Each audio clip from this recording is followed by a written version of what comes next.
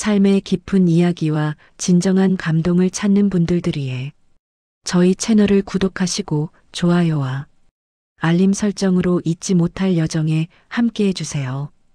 영상 제작에 큰 힘이 됩니다. 정희숙 여사 70세는 주방 식탁 앞에 앉아 있었습니다. 30년 넘게 살림을 해온 이 공간은 그녀에게 가장 편안한 곳이었습니다. 하지만 지금 그녀의 온몸은 차갑게 얼어붙는 듯 했습니다. 손에 들린 휴대폰에서는 방금 전에 통화 음성이 사라졌습니다. 시계는 오후 4시를 가리키고 있었습니다. 며느리 최유진이 그녀에게 남긴 마지막 말은 짧고 잔인했습니다. 어머니, 저희 어제 결혼했어요. 아주 소수의 특별한 분들만 모셨어요. 도연 씨가 말씀 안 드렸나요? 안 오셔도 괜찮다고 하시던데요. 희숙 여사는 자신이 그 특별한 범위에 포함되지 않았음을 깨달았습니다. 희숙 여사는 전통적인 한국 어머니였습니다. 남편 사후받은 보험금과 자신의 검소한 생활로 모은 돈이 그녀의 전부였습니다. 그녀는 그 돈을 오직 하나뿐인 아들 이도현 40세에게 아낌없이 쏟아부었습니다. 도연이 대기업을 그만두고 사업을 시작할 때 수억 원의 자금을 지원했습니다. 아들의 성공이 곧 자신의 노후 보장이자 보상이라고 믿었습니다. 지난 3년간 아들 부부에게 지원한 돈은 셋집 보증금, 월세, 생활비, 사업 자금까지 합쳐 3억 원을 훌쩍 넘었습니다. 그녀는 자신이 가진 모든 것을 주었습니다. 희숙 여사는 자신이 살아있는 ATM 존재로 취급받았음을 깨달았습니다. 며칠 전 희숙 여사는 도연에게 결혼식 날짜를 물었습니다. 희숙 여사는 아들의 결혼식에 입을 비단 한복을 준비해 두었습니다. 그 모든 준비와 기대가 한순간에 산산조각 났습니다. 저희는 특별한 분들만 초대했습니다.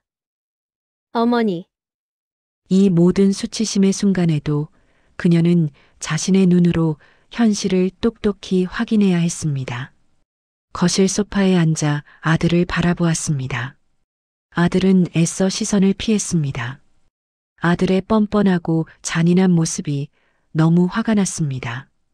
희숙 여사는 천천히 식탁에 놓인 통장과 가계부를 꺼냈습니다. 지난 3년간의 송금 내역을 합산했습니다. 숫자는 소름 끼치도록 정확했습니다.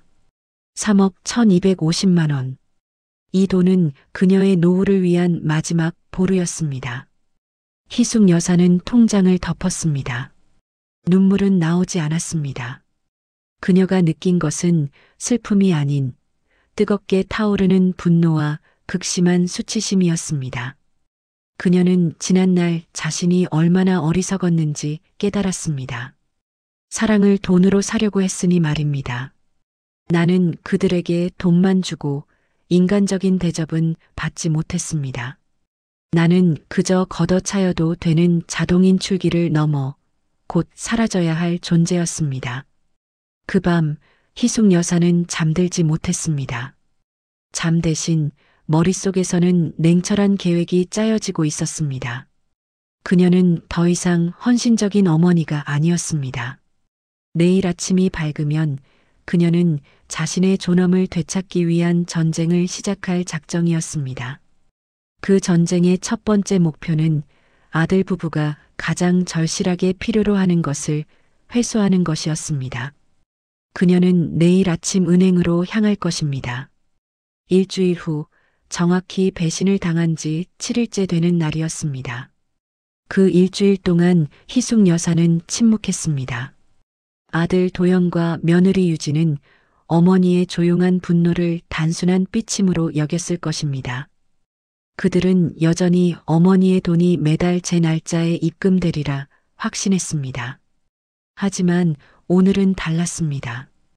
유진에게서 전화가 왔습니다. 희숙 여사는 발신 번호를 확인하고 한 번, 두 번, 세 번 울리도록 내버려 두었습니다. 그녀의 심장은 고요했습니다. 지난번처럼 떨리지 않았습니다. 결국 네 번째 벨이 울릴 때 희숙 여사가 전화를 받았습니다.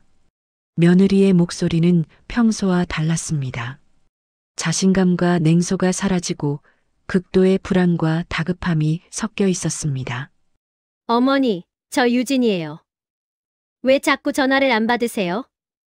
이번 달 월세 송금하시는 것을 잊으셨나요? 집주인이 오늘까지 입금 안 하면 당장 나가라고 난리예요. 유진의 목소리가 미세하게 떨리고 있었습니다. 마치 세상이 무너지는 듯한 절박함이었습니다. 희숙 여사는 잠시 침묵했습니다. 그 짧은 침묵 속에서 그녀는 지난 3년간 자신의 모든 계획을 취소하고 자신의 밥값을 아껴 아들 부부의 하늘을 지켜주었던 순간들을 떠올렸습니다. 그리고 이제 자신을 가장 잔인하게 배제한 그들이 아무 일 없었다는 듯 도움을 요청하고 있었습니다. 유진아, 희숙 여사는 놀라울 정도로 차분한 목소리로 말했습니다. 내가 너희에게 경고하지 않았니? 나는 이제 특별한 사람들만 돕는다고. 수화기 너머의 정적은 깊었습니다. 유진은 말을 잇지 못했습니다. 그녀의 심장이 빠르게 뛰는 소리가 희숙 여사의 귀에 들리는 듯 했습니다. 유진이 아닌 바로 자신이 이 순간의 통제권을 쥐고 있음을 깨달았습니다. 어머니, 무슨 말씀이세요? 저희는 늘 어머니께 특별한 가족이었잖아요. 저희가 어머니의 유일한 자식 부부인데. 거짓말. 희숙 여사가 단호하게 잘라 말했습니다. 너희가 나를 특별하게 여겼다면 결혼식에 나를 초대했겠지. 너희가 특별하게 여긴 것은 나의 돈이었을 뿐이야. 유진은 울먹이기 시작했습니다. 하지만 그것은 후회의 눈물이 아닌 돈줄이 끊길 위기에 처한 분노와 좌절의 울음이었습니다. 희숙 여사는 그날 오후 곧장 은행으로 향했습니다. 지점장에게 그간 아들 부부에게 걸어두었던 모든 자동 이체와 송금 예약을 취소해 달라고 요청했습니다. 3년간 매달 정기적으로 이루어지던 송금을 취소한다는 말에 은행 지점장은 놀란 얼굴이었습니다. 사모님, 정말 괜찮으시겠습니까? 아드님과 며느리분께서 걱정하실 텐데요. 제가 이제야 눈을 떴습니다. 지점장님, 제 돈은 이제 오직 저를 위해서만 쓰일 것입니다. 은행을 나서는 그녀의 발걸음은 가벼웠습니다. 마치 무거운 짐을 벗어던진 듯 했습니다. 돈은 여전히 그 통장에 있었지만 이제 그 돈은 오직 자신만의 것이었습니다. 하지만 아들 부부의 반응은 예상보다 빠르고 격렬했습니다. 집으로 돌아오는 길 그녀의 휴대폰에는 부재중 전화와 문자가 수십 통 쌓여 있었습니다. 대부분은 도연이 보낸 것이었습니다. 엄마, 왜 전화를 안 받아? 월세 때문에 큰일 났어요. 장난치지 마세요. 집에 도착하자 그녀의 눈앞에 믿을 수 없는 장면이 펼쳐졌습니다. 차 세 대가 그녀의 집 앞에 주차되어 있었습니다. 도연의 차, 유진의 차, 그리고 한 대는 낯선 고급 외제차였습니다. 현관문 유리 너머로 희미하게 집안의 움직임이 보였습니다. 도연과 유진이 낯선 사람과 함께 그녀의 거실에 서 있었습니다. 희숙 여사는 심장이 쿵 떨어지는 것을 느꼈습니다. 저들에게 내가 열쇠를 주었었지. 그들을 믿었으니까. 그들이 나를 가족으로 여길 줄 알았으니까. 희숙 여사는 닫힌 현관문 앞에서 깊은 숨을 들이마셨습니다. 낯선 사람은 누구일까요? 그들이 자신의 집안에서 무엇을 하고 있는 걸까요? 공포와 동시에 치솟는 분노가 그녀를 채웠습니다. 그녀는 문고리에 손을 얹었습니다. 이제 감정적인 절단이 아닌 직접적인 물리적, 법적 갈등이 눈앞에 다가왔음을 깨달았습니다. 더 이상 피하지 않겠습니다. 내 집입니다. 내 삶입니다. 희숙 여사는 문을 열고 들어가기로 결심했습니다. 이 순간 그녀는 단순한 어머니가 아닌 자신의 재산과 존엄을 지키려는 투사가 되어 있었습니다. 희숙 여사는 무거운 현관문을 열었습니다. 거실 안에 세 사람이 일제히 그녀를 돌아보았습니다. 아들 도연은 소파에 앉아 고개를 숙이고 있었습니다. 며느리 유진은 초조하게 서성이고 있었습니다. 그리고 낯선 중년 남자가 그녀의 식탁에 앉아 희숙 여사의 개인 서류처를 뒤적이고 있었습니다. 희숙 여사의 피가 차갑게 식었습니다. 지금 여기서 무엇을 하시는 겁니까? 내 허락 없이 이 집에 들어와서 내 서류를 왜 보십니까? 그녀의 목소리는 예상보다 훨씬 크고 단호했습니다. 세 사람은 마치 그녀가 침입자인 양 당황한 표정을 지었습니다. 유진이 가장 먼저 입을 열었습니다. 그녀의 목소리는 다급했지만 묘하게 정돈된 느낌이었습니다. 어머니, 드디어 오셨네요. 연락도 안 받으시고. 이분은 법률 대리인 박 변호사님이세요. 저희가 어머니의 상황 때문에 상담을 요청드렸습니다. 나의 상황이요? 희숙 여사는 침착함을 유지하려 애썼습니다. 나는 지극히 평안합니다. 도대체 내게 무슨 상황이 있다는 말입니까? 도연이 그제야 고개를 들었습니다. 그의 눈에는 걱정이 아닌 노골적인 재정적 불안감이 어려 있었습니다. 엄마, 갑자기 은행 송금을 다 끊어버리시면 어떡해요? 저희가 얼마나 놀랐는지 아세요? 변호사님께 모든 걸 말씀드렸어요. 박 변호사라는 남자는 회색 정장을 말끔하게 차려입고 있었습니다. 그는 여유로운 미소를 지으며 희숙 여사에게 다가섰습니다. 희숙 여사는 그의 손을 잡지 않았습니다. 대신 재빨리 식탁으로 가서 서류철을 낚아챘습니다. 이건 제 개인 서류입니다. 함부로 보실 권리 없습니다. 당장 내 집에서 나가십시오. 도연이 격분하여 일어섰습니다. 엄마, 우리가 엄마 걱정돼서 이러는 거잖아요. 엄마 요즘 행동이 너무 이상해요. 갑자기 돈을 끊고 전화도 안 받고 저희는 어머니가 정신적으로 혼미하신 것 같아요. 병원에도 가보셔야 하는 거 아니에요? 유진이 희숙 여사의 팔을 잡으며 동정심 가득한 표정을 지었습니다. 어머니, 저희도 마음이 아파요. 하지만 이 연세에 갑자기 판단력이 흐려지실 수도 있잖아요. 저희가 변호사님께 말씀드려서 임시로 어머니 재산 관리를 도와드리려 했어요. 정신적으로 혼미, 판단력 상실, 재산 관리. 이 단어들이 희숙 여사의 머릿속에 섬뜩하게 울렸습니다. 그녀는 비로소 이들이 온 목적을 깨달았습니다. 그녀를 금치산자 성년 후견인 지정 대상로 몰아 재산권을 빼앗으려는 계략이었습니다. 내가 혼미하다고? 3억 원을 너희에게 퍼준 지난 3년이 혼미했던 시간이야. 희숙 여사는 분노에 떨었지만 감정을 절제했습니다. 내가 내 돈을 내 마음대로 쓰겠다고 결정한 순간 나는 갑자기 혼미한 노인이 되는구나. 박 변호사는 전문적인 태도로 상황을 진정시키려 했습니다. 사모님, 진정하십시오. 자녀분들은 사모님의 재정 능력이 훼손되었다고 믿을 만한 문서화된 행동들을 확보했습니다. 저희는 사모님께서 잠시 판단이 어려우실 때를 대비해 합법적인 후견인 지정을 논의하려 한 것입니다. 유진이 울먹이며 도연을 부추겼습니다. 어머니, 사실대로 말씀하세요. 저희가 어머니께 얼마나 잘했는데. 결국 이 모든 게 다 저희 돈이 될 거잖아요. 저희는 그저 그 과정을 좀 앞당기려 했을 뿐이에요. 그 순간 희숙 여사의 마음은 완전히 찢어졌습니다. 그들의 진심이 드러났습니다. 그녀는 이미 죽은 존재였습니다. 그들은 단지 그녀의 죽음을 기다리고 있었을 뿐이었습니다. 당장 나가십시오. 희숙 여사는 문을 가리켰습니다. 세 사람 모두 내 집에서 당장 나가세요. 도연이 울분을 터뜨렸습니다. 엄마, 이렇게는 못 끝내요. 월세, 차 할부, 카드 대금 모두 엄마가 보증 섰잖아요. 엄마는 저희를 하루아침에 버릴 수 없어요. 박 변호사가 서류 한 뭉치를 꺼내 식탁에 놓았습니다. 사모님, 이건 끝이 아닙니다.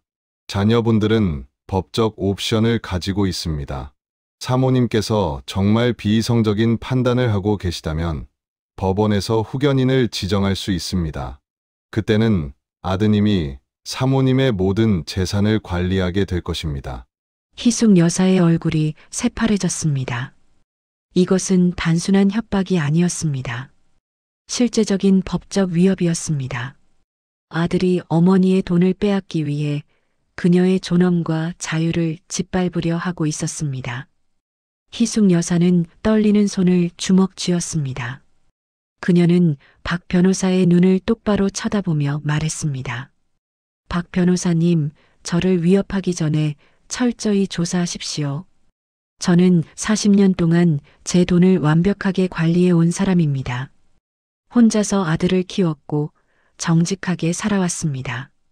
그리고 지난주까지 능력 있는 두 성인에게 돈을 대준 사람입니다.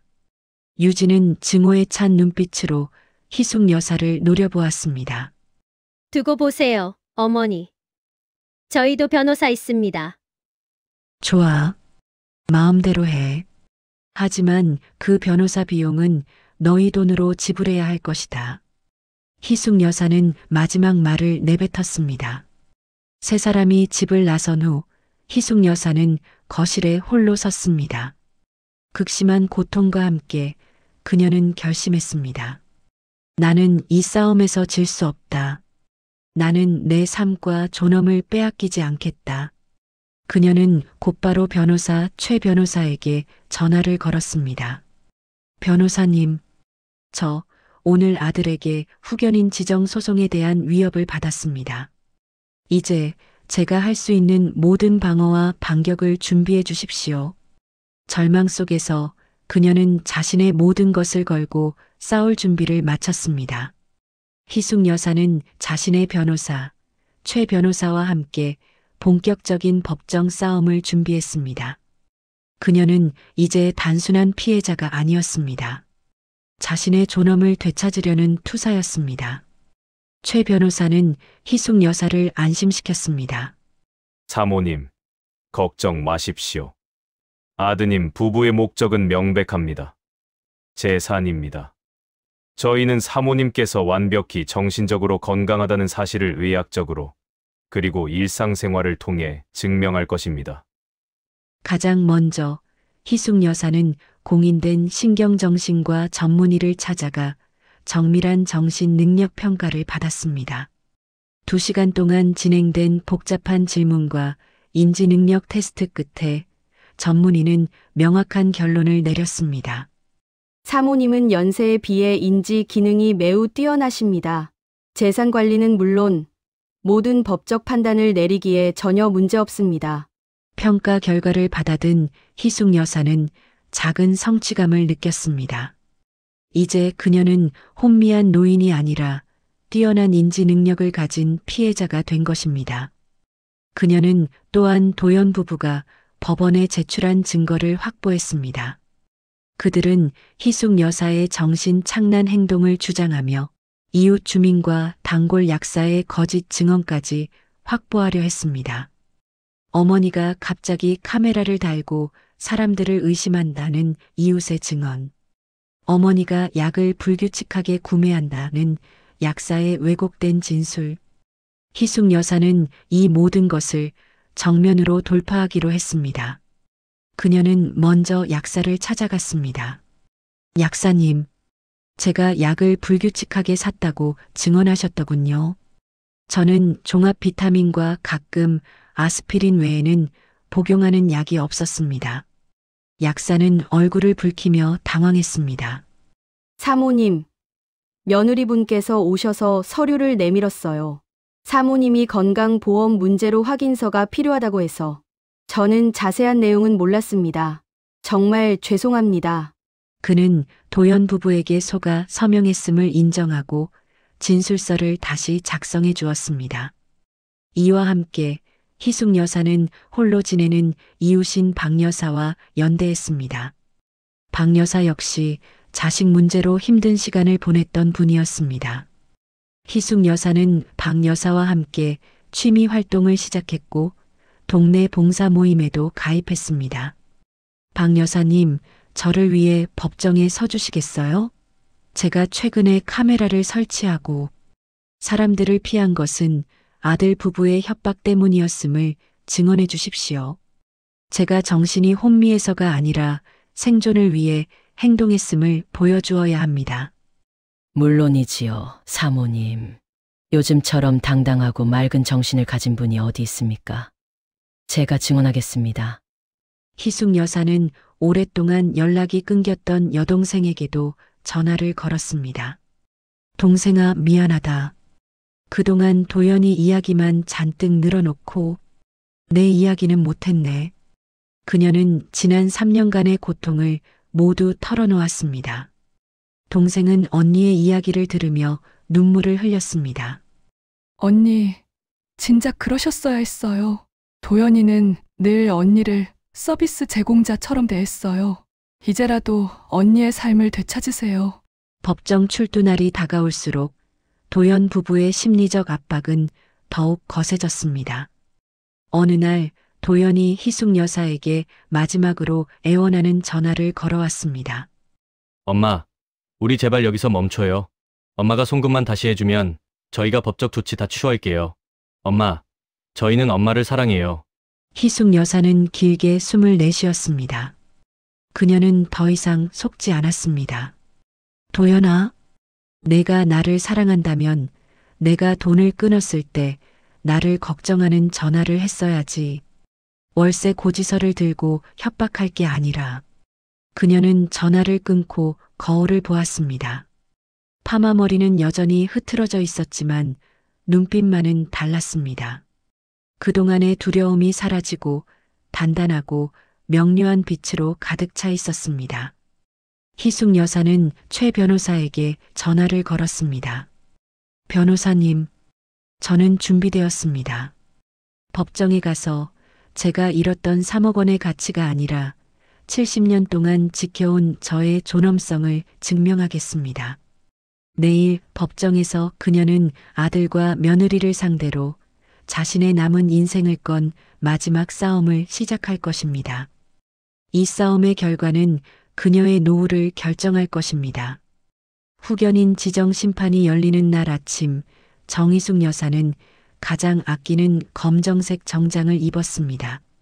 그녀의 발걸음은 법원으로 향했습니다. 법정 복도에서 도연과 유진을 마주쳤습니다. 도연은 불안한 얼굴로 시선을 피했지만 유진은 희숙 여사를 향해 증오가 가득한 눈빛을 보냈습니다. 심판이 시작되었습니다.